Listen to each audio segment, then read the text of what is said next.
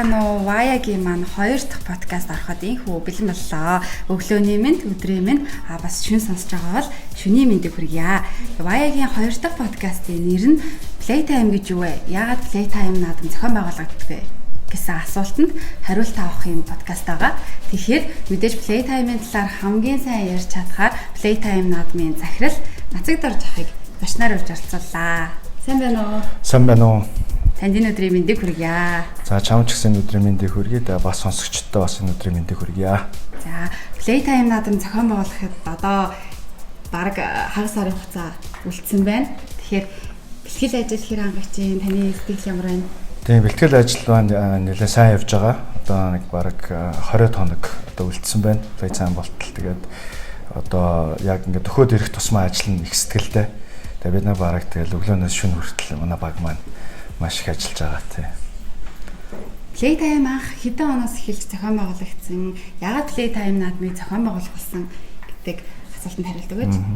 Playtime 2002 оноос хойш зохион байгуулагдж байгаа.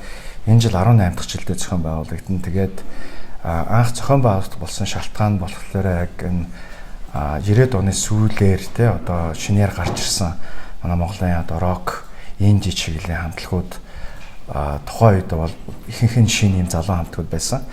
Тэгээд би бас тэднэртэй ингээд хамтарч бас одоо ер нь найзууд болцоосон. Тэгээд бас X Nation гэх клуб бас ажилладаг байсан. Тэр нэг одоо Монголын анхны рок клуб гэх юм одоо нэг тийм юм бас нэг хийж ирсэн. Тэгээд тэнд тоглодог байсан. Тэгээд бид найзууд болоо нөхөрлөөд тэгээд тэнд тоглодог байсан хамтлагуудыг бид ингээд нийлүүлээд нэг юм хамтарсан одоо фестивалтэй хийвэл яасан ингээд тэгж ихсэн төвхтэй.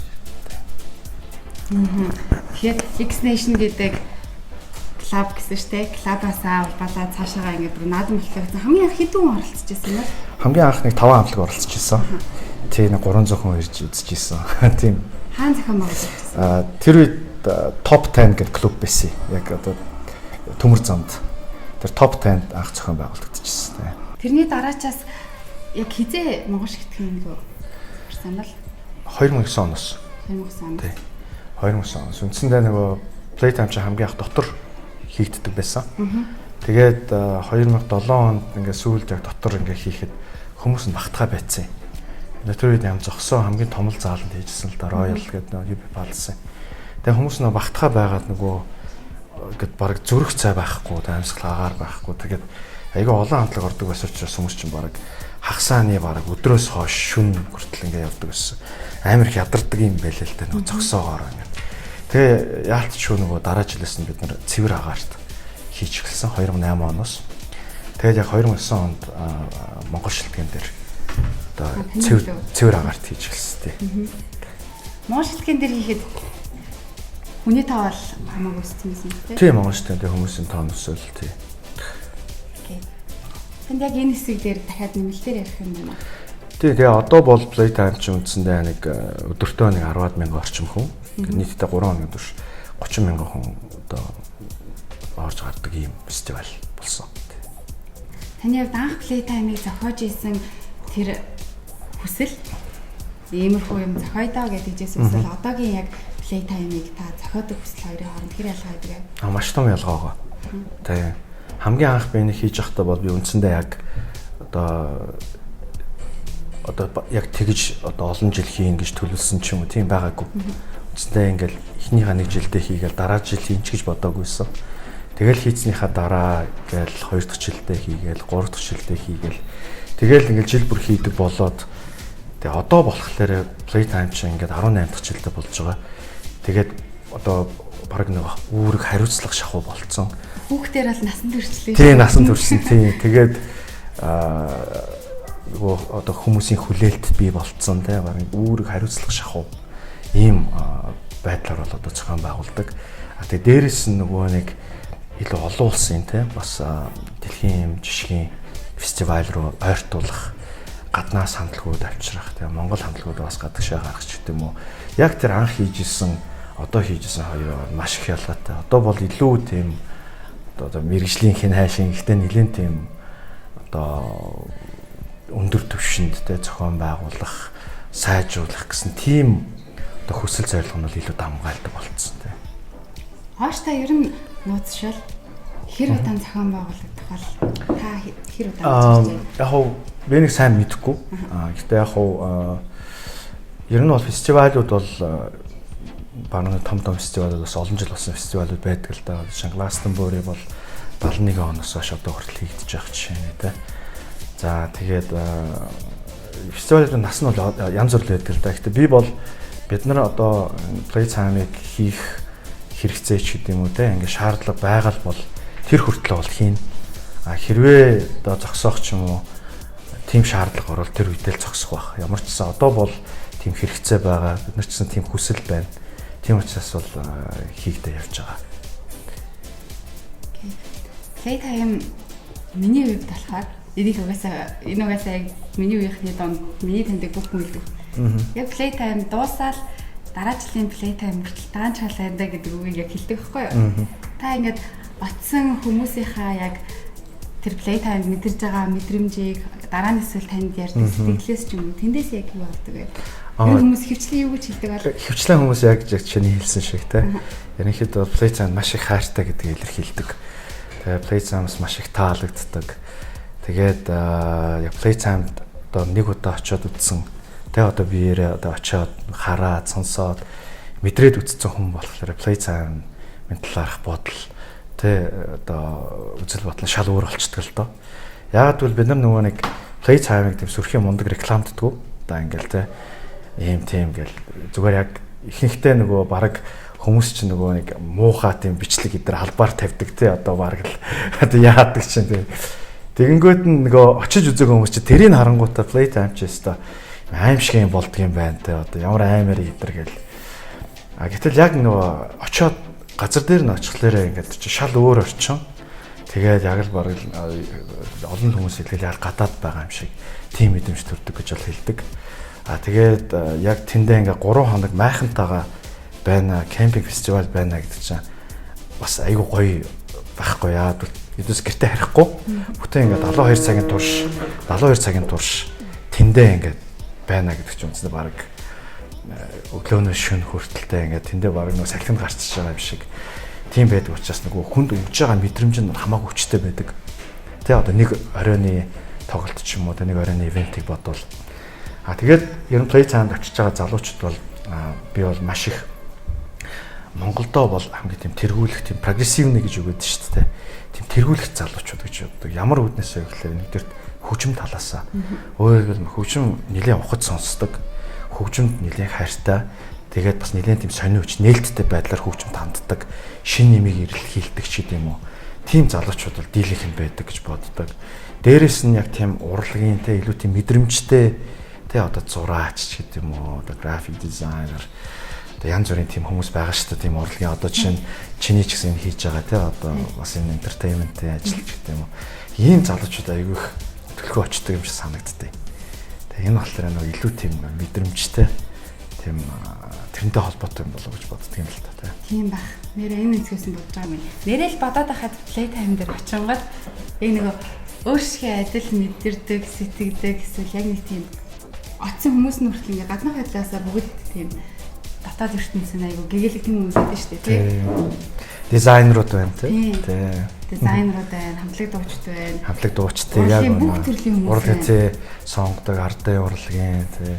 Ер нь бол би бол Playtime crowd одоо ирж байгаа залуучууд бол харьцангуй тоон тийм их бол биш тийм. Одоо магадгүй өөр нэг том одын тоглолт бол 3 хоног дараалал том одоо тест стадионд үргэлжлэх юм юу гэсэн тийм мэдээж одууд мейнстрим артистууд байгаа л да.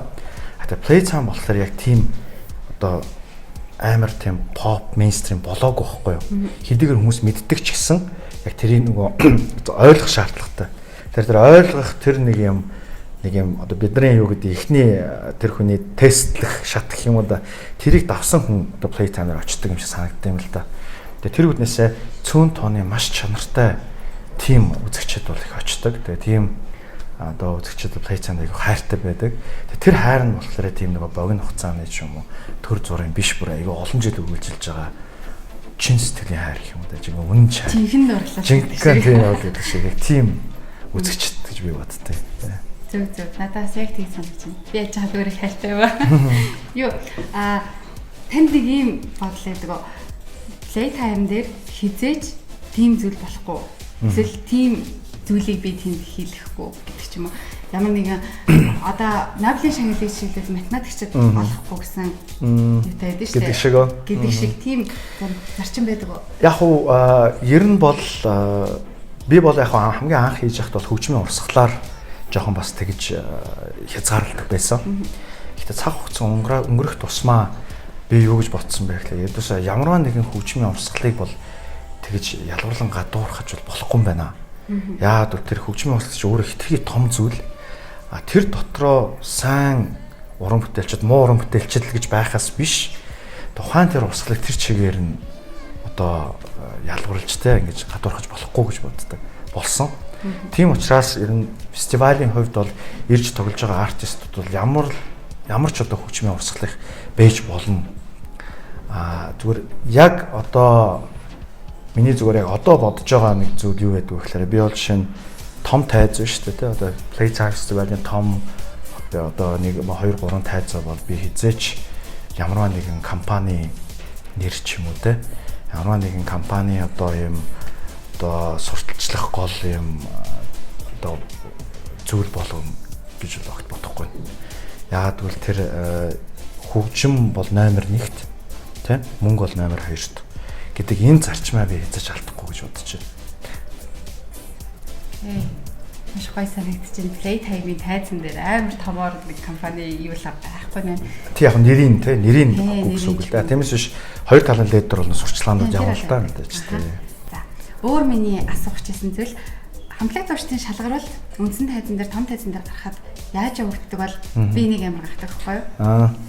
Зарим нөгөө жижиг өдрийн цагаар жижиг тоглодог хамтлагууд нэг жилийн хэдэн жилийн дараа мейн тайзан дээр гарцсан байдаг. Тэг. Тэр юу юм яаж явдаг вэ?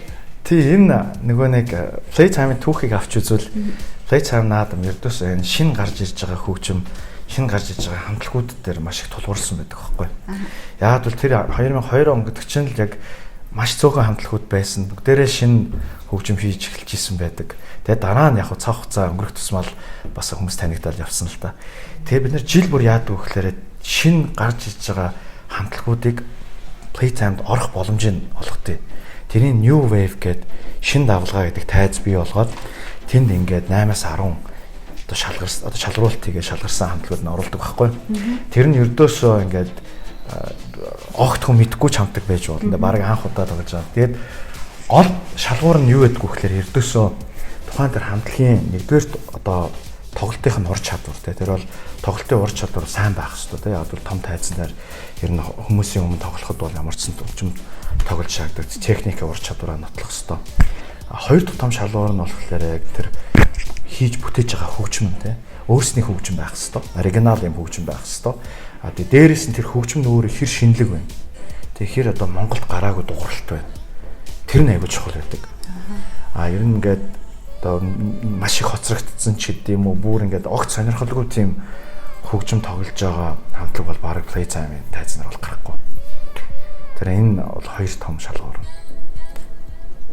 Тэгээд үндсэн тайз руугаа үндсэн тайз руугаа шилжиж байгаа процесс тий.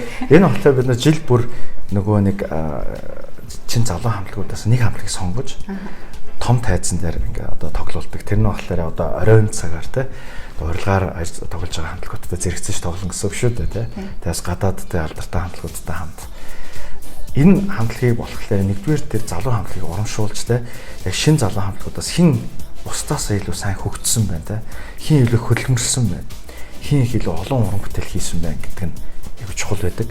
Тэгээд яг тэр хамтлагуудаас ингээ харж байгаа л үнэхээр бусдаасаа эрс одоо хурдан сайжирч байгаа илүү байгаа тийм хамтлагуудыг сонгож бид нар том тайз руу оруулдаг. Би түрүү жил яг New Wave-ийг сонсоо. Тэгээд яг нэг хамтлаг амар өөр санагдаад амар гоё санагдаад дуурлаа. Дуунууд тэр бүр ингээд хөдлөөд бүжиглээд тэгсэн чинь энэ жил main тайзан дээр орсон байлээ. Тэр тэгэхээр яг тэр шалгаараар яваад тэгээ орсон байна гэсэн үг тий. Энэ жил хоёр хамтлаг. Хоёр хамтлаг том тайз.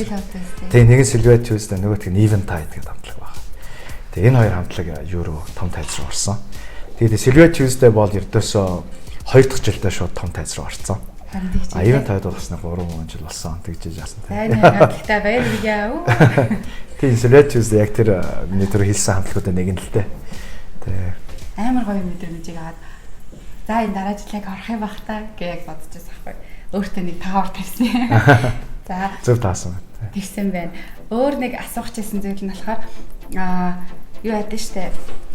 Одоо энэ хамтлаг дуучид ирээд тэгээ дундуур нь бас ингээд өөр чиглэлийн хамтлагуудыг та өөр чиглэлийн хөгжмийн урсгалуудыг зөвшөөрдгөө гэд энэ дээр бас ингээд зөв зүйлүүд гардаг штэ. Яг ингээд амьд хөгжим тайртай би бол амьд хөгжим play time-ийн хүн гэдэг өөрийгөө цололцсон юм хүмүүс маань гомдлын юм хичээд байдаг. Тэрэн дээр та ямар нэгэн хэлэх зүйл байна уу? Тий, энэ дээр хэлэх зүйл байдгийн. Тий. Нэгдүгээр тэр тэгж илэрхийлж байгаа залуучууд ингээд яг анзаархал дээр ихвчлэн жоохон хөвгтүүд байлаа. Ихвчлэн жоохон хөвгтүүд байсан. Тэгээд ихвчлэн жоохон хөвгтүүд дээрээс миний мэдхгүй хөвгтүүд байлаа. Өөрөлд намайг огт танихгүй хөвгтүүд гэсэн үг. Тэр би юу бодсон бэ гэхээр энэ яг хүүхдүүд бол мэдээж ингээ play time бас нэг хэд өдрөд очсон өөрийнхөө рок